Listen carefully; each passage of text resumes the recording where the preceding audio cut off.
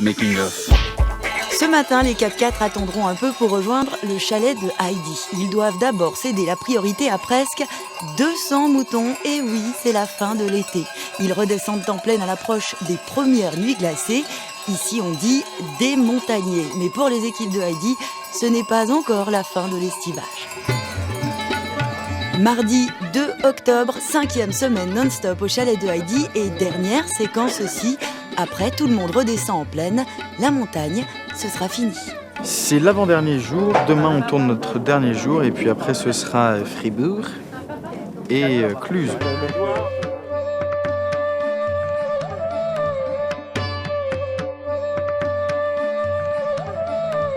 Est-ce qu'il y a un peu de nostalgie à quitter ce décor ? Je te dis la vérité, mais grave, non en fait pas du tout. Parce que au bout d'un moment, tu vois, contrairement à d'autres, la montagne, moi ça me gagne pas. Tu vois, c'est un truc. C'est bien quand il y a de la neige et que je peux surfer, mais sinon le reste.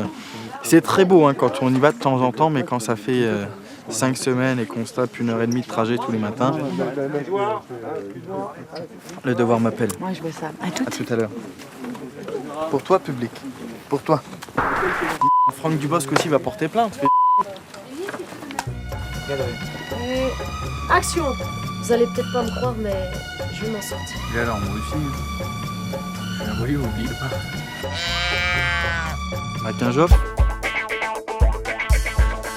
Vince, c'est un peu la petite frappe, tombeur de ces dames, et malgré tout, qui a un bon côté qui est très attachant du fait que même s'il peut jouer le connard de service ou jouer le détaché sur toutes les personnes n'ayant aucun sentiment, c'est tout l'inverse.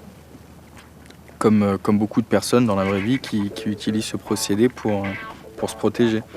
Vince, je pense qu'il se protège beaucoup parce qu'il a peur d'aimer et d'être déçu par les gens. Et donc du coup, il préfère prendre le côté un peu voyou, où les gens ne s'attachent pas les uns aux autres. Tu sais, c'est comme quand tu lis un horoscope, tu as l'impression qu'il est fait pour toi. Et là, c'est pareil pour Vince. On peut considérer qu'il est fait pour moi, mais c'est pareil pour chaque comédien. On a l'impression qu'une partie du personnage nous appartient. Toujours. On a toujours cette impression-là. Pour répondre à ta question, je pense que je suis assez proche. Ouais. Quel trait de caractère en particulier ? Ce côté où j'ai pas envie de montrer une vraie partie de moi. Parce que en règle générale, on est assez déçu par les gens. Donc se livrer tout de suite pour se prendre des claques derrière, ça n'a aucun intérêt.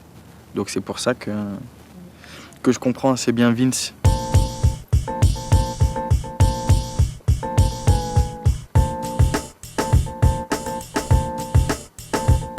Vince Heidi, je vais faire mon philosophe, mais c'est un peu comme les éléments qui sont faits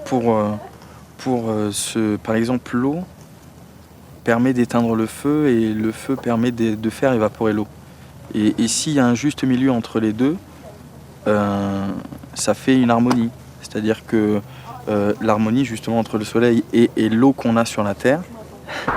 Je vais passer pour Jean-Claude Van Damme, si tu m'entends. Je te demander ton âge, Edouard. 23 ans. Moi, j'ai commencé par le théâtre à 15 ans. Puis à 19 ans, j'arrive à Paris, comme tout le monde, pour essayer de conquérir, parce que c'est là où tout se passe, en tout cas en France. Et donc, j'arrive au cours.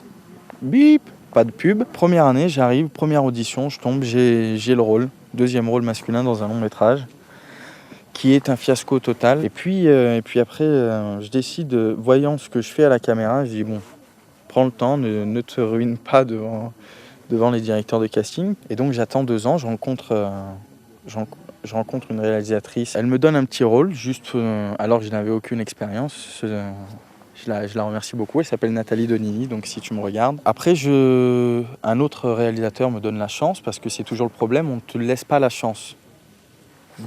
Tant que tu n'as pas fait tes armes, on a peur de toi, on se dit il n'a pas d'expérience à la caméra. On a peur que ça soit naze, donc on ne te laisse pas la chance. Et donc, un réalisateur pour une fiction, pour France 2 toujours, me laisse la chance de jouer un jeune antisémite jugé pour meurtre, jusqu'au jour où Heidi tombe et on me dit que c'est moi. Donc là, forcément, les étoiles dans les yeux. Moi déjà, j'aime bien l'idée de casser un peu ce mythe de Heidi, la fille aux couettes, qui traite les vaches. Et, enfin voilà, au bout d'un moment, je pense que les gens sont pas stupides. C'est pas parce qu'on vit à la montagne ou quoi que ce soit qu'on n'a pas les mêmes envies que quelqu'un qui vit à la ville ou enfin qui a les mêmes envies que tout le monde, je veux dire. Je me suis perdu, ça c'est génial. Je me suis perdu. Et attention Mathieu, je t'ai allé, tu ne me mets surtout pas ça, je me suis perdu. Édouard Giard ne se perd jamais. D'accord? C'est un peu comme Parker Lewis. Retrouvez toutes les merveilleuses aventures d'Heidi sur myheidi.tv.